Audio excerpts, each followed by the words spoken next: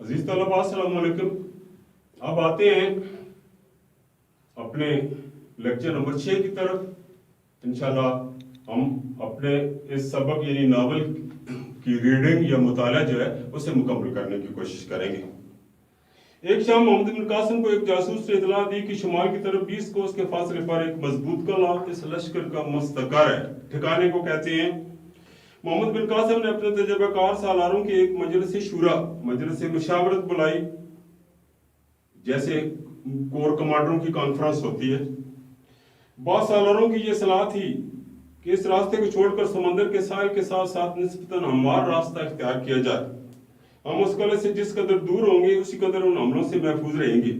लेकिन मोहम्मद बिन कासिम इससे मुत्तफिक न हुआ। उसने कहा, जब तक ये इलाका दुश्मन से पाक नहीं होता हमारे आगे बढ़ना खतरे से खाली नहीं। ये कला उनके दिफा की आम चौकी है। मुझे यकीन है कि इस कले के फतह हो जाने के बाद दुश्मन ये तमाम इलाका खाली करने पर मजबूर हो जाएगा और दुश्मन के जो सिपाही यहाँ से फरार होंगे वो दीबल पहुंचकर अपनी शिकस्त खुर्दा ज़हनियत का मुजाहरा करेंगे। याद रखें कि वो फौज जो शिकस्त खा जाती है या हथियार डाल देती है वो अपने सारे बाकी दस्तों को भी बददिल और बुज़दिल बना देती है। लेकिन अगर यहाँ से कतरा कर आगे निकल गए तो उनके हौसले बढ़ जाएंगे। ये भी हो सकता है कि दुश्मन को अगर रास्ते में छोड़ दिया जाए तो फिर वो अकब से अगर हमला करे तो वो बहुत खतरनाक हुआ करता है। और हमारा अकब यानी हमारी पीठ से पिछला हिस्सा जो है वो गैर महफूज रहेगा। हमारा पहला मकसद इस किले को फतह करना है। इस किले की फतह के बाद अगर पहाड़ियों में फैले हुए लश्कर की तादाद काफी हुई तो वो इस इलाके में हमारे साथ फैसला कुन जंग लड़ने की कोशिश करेगा और उसमें भी हमारी बेहतरी है। मैं समझता हूँ कि हमारी पेशकदमी रोकने के लिए इस किले के मुआवजों की ज्यादा तादाद आसपास की पहाड़ियों पर मुनकसिम है, बटी हुई है। मैं आज सूरज निकलने से पहले इस किले पर हमला करना चाहता हूँ और इस मकसद के लिए मैं अपने साथ फकत 500 प्यादा सिपाही ले जाना चाहता हूँ। ये भी हमारा एक आम तरीन सवाल है, मारूजी से का इसके नीचे भी लकीर लगा लें। आप बाकी फौज के साथ रात भर पेशकदमी जारी रखें। इसका नतीजा ये होगा कि वो लोग चारों तरफ का ख्याल छोड़कर आपका रास्ता रोकने की फिक्र करेंगे। चांदनी रात में आपके लिए आगे बढ़ने का रास्ता ज्यादा खतरनाक साबित होगा। अगर सुबह तक आपको कला फतह हो जाने की खबर पहुंच जाए तो आप पेशकदमी रोककर मेरे अहकाम का इंतजार करें। अगर कला फतह हो जाने के बाद दुश्मन ने किसी जगह मुनज़्ज़म होकर मुकाबले की हिम्मत की तो मैं किले की हिफाजत के लिए चंद आदमी छोड़कर आपके साथ आ मिलूंगा और अगर उन्होंने किले को दोबारा फतह करना चाहा तो आप वहां पहुंच जाएं। एक बूढ़े सालार ने यानी कमांडर ने कहा, मुझे यकीन है कि इंशाल्लाह आपकी कोई तदबीर गलत ना होगी, लेकिन सिपह सालार का फौज के साथ रहना ही मुनासिब है। सिपह सालार की जान बहुत कीमती है, वो फौज का आखिरी सहारा होता है। अगर खतरनाक मुहिम में आपको कोई हादसा पेश आ गया तो होता ये है कि अगर सालार जो है फौज का कमांडर वो शहीद हो जाए तो फिर बाकी फौज के मोराल पर या उसके जज्बे जात पर बहुत बुरा असर पड़ता है। मोहम्मद बिन कासिम ने जवाब दिया, कादसिया की जंग में ईरानियों को अपने जबरदस्त लश्कर के बावजूद इसलिए शिकस्त हुई कि उन्होंने अपनी ताकत से ज्यादा रुस्तम की शख्सियत से उम्मीदें वाबस्ता कर रखी थी। ये जंग हजरत उमर फारूक के जमाने में लड़ी गई। हजरत साद बिन अबी वकास बीमार थे, घोड़े पर भी नहीं बैठ सकते थे, एक दरख्त के नीचे बैठकर अपनी फौज की कमान की। और रुस्तम जिसे अपनी ताकत का बड़ा जोम था, उस वक्त कसरा जो है ये सुपर पावर था और इस्लामी लश्कर का मुकाबला न करते हुए रुस्तम जब मारा गया तो उसकी फौज ने बददिल होकर हथियार डाल दिए थे। रुस्तम मारा गया तो मुसलमानों की मुट्ठी भर जमात के मुकाबले में भाग निकले, लेकिन उसके बरक्स मुसलमानों के सिपह सालार साद बिन वकास घोड़े पर चढ़ने के काबिल न थे और उन्हें मैदान से अलग एक तरफ बैठना पड़ा। लेकिन मुसलमानों की खुद एतमादी का यह आलम था कि उन्हें अपने सिपह सालार की अदम मौजूदगी का एहसास तक भी नहीं था।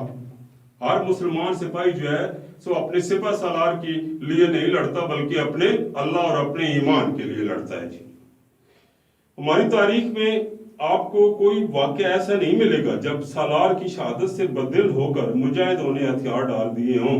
कई बार ऐसा हुआ कि सालार जो है वो कत्ल हो गए, लेकिन فوج کا پرچم جو ہے سو وہ کسی اور نے اٹھا لیا، اور پھر اس کے باوجود بھی مسلمان جو ہیں سو بڑی بے جگری کے ساتھ لڑتے رہے۔ ہم بادشاہوں اور سالاروں کے لیے نہیں لڑتے، ہم اپنے اللہ یا اپنے خدا کے لیے لڑتے ہیں۔ بادشاہوں اور سالاروں پر بھروسہ کرنے والے ان کی موت کے بعد مایوس ہو سکتے ہیں، لیکن ہمارا خدا ہر وقت موجود ہے، یعنی خدا لا زوال ہے اور لم یزال ہے۔ قرآن میں ہمارے لیے اس کے احکام موجود ہیں۔ میں دعا کرتا ہوں کہ خدا مجھے قوم کے لیے رستم نہ بنائے بلکہ مجھے مثنی بننے کی توفیق دے، جن کی شہادت نے ہر مسلمان کو جذبہ شہادت سے سرشار کر دیا تھا۔ حضرت مثنی ایک جنگ میں شہید ہوئے تو بلکہ 7 مختلف کمانڈر اس جنگ میں شہید ہوئے، اس کے باوجود بھی مسلمان بددل نہیں ہوئے اور بالآخر انہوں نے بڑی بے جگری کے ساتھ لڑ کر کفار پر فتح حاصل کی تھی۔ اور میں دعا کرتا ہوں کہ خدا مجھے قوم کے لیے رستم نہ بنائے بلکہ مثنی بننے کی توفیق دے، جن کی شہادت نے ہر مسلمان کو جذبہ شہادت سے سرشار کر دیا تھا۔ میرے لیے سپہ سالار کی جان کی کوئی قیمت نہیں جو اپنے سپاہیوں کی تلواروں کے پیرے میں، جسے وہ اپنے سپاہیوں کی تلواروں کے پیرے میں چھپا کر رکھتا ہے اور اپنے بہادروں کو جان کی بازی لگا دینے کی بجائے جان بچانے کی ترغیب دیتا ہے۔ اگر اس قلعے کو فتح کرنا اس قدر عام نہ ہوتا تو میں یہ مہم کسی اور کے سپرد کر دیتا، لیکن اس مہم کا خطرہ اور اس کی اہمیت دونوں اس بات کے متقاضی ہیں، یعنی تقاضا کرتے ہیں کہ میں خود اس کی رہنمائی کروں۔ یہ الفاظ محمد بن قاسم کے جی۔ زبیر ایک اور جرنیل ہیں جو کہتے ہیں میں آپ کے ساتھ چلنا چاہتا ہوں۔ اب اس کے جواب میں محمد بن قاسم کیا کہتے ہیں؟ محمد بن قاسم نے جواب دیا، نہیں، میں ایک قلعہ کو فتح کرنے کے لیے 2 دماغوں کی ضرورت محسوس نہیں کرتا۔ میری غیر حاضری میں تمہیں فوج کے ساتھ رہنا ہوگا اور تمہارا فوج کے ساتھ رہنا ضروری ہے۔ میں اپنی جگہ محمد بن ہارون کو مقرر کرتا ہوں اور تم اس کے نائب ہو۔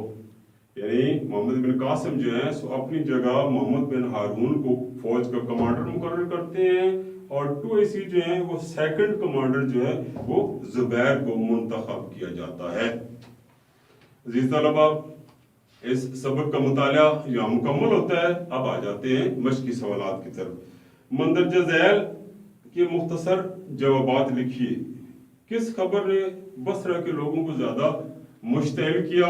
یعنی وہ وفد کے اراکین کے قتل نے۔ راستے کا قلعہ پہلے فتح کرنے میں محمد بن قاسم نے کیا مسئلت محسوس کی کہ راستے میں دشمن کو چھوڑ کر نہیں جانا چاہیے بلکہ اس کا صفایا کرتے ہوئے آگے بڑھنا چاہیے۔ قاسم کی جنگ میں زبردست فوج کے باوجود ایرانیوں کو کیوں شکست ہوئی کہ ان کا کمانڈر یا سالار مارا گیا تھا اور پوری فوج بددل ہو گئی تھی۔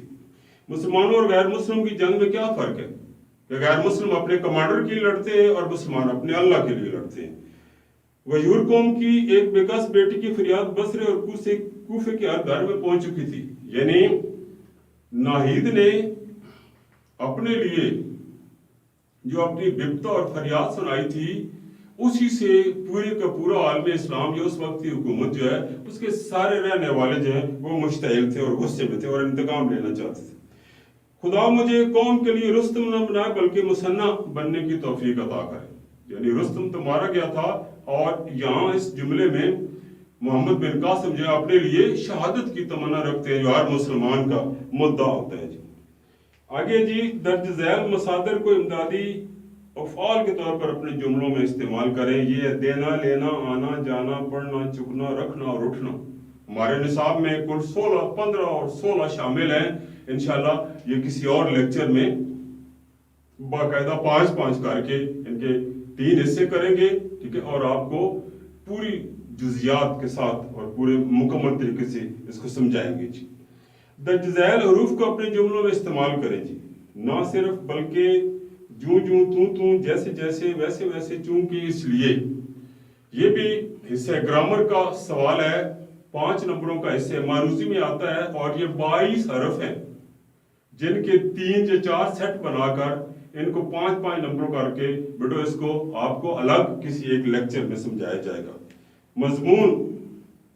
مضمون بھی ہمارے نصاب کا سب سے زیادہ نمبروں کا حصہ ہے۔ اس کے لیے اس وقت نہیں بلکہ اس کے لیے کم از کم ہمیں 7 دن چاہیے ہوں گے، مضمون کو سمجھنے کے لیے، پڑھنے کے لیے، اور مشہور مضمون جو ہیں ان کے خاکے تیار کرنے کے لیے، ان کا اسلوب، ان کا انداز تحریر اور ان کا مواد تیار کرنے کے لیے انشاءاللہ اس کی جب باری آئے گی تو یہ آپ کو سمجھا دیے جائیں گے۔ یہاں یہ سبق مکمل ہوتا ہے۔ اللہ حافظ۔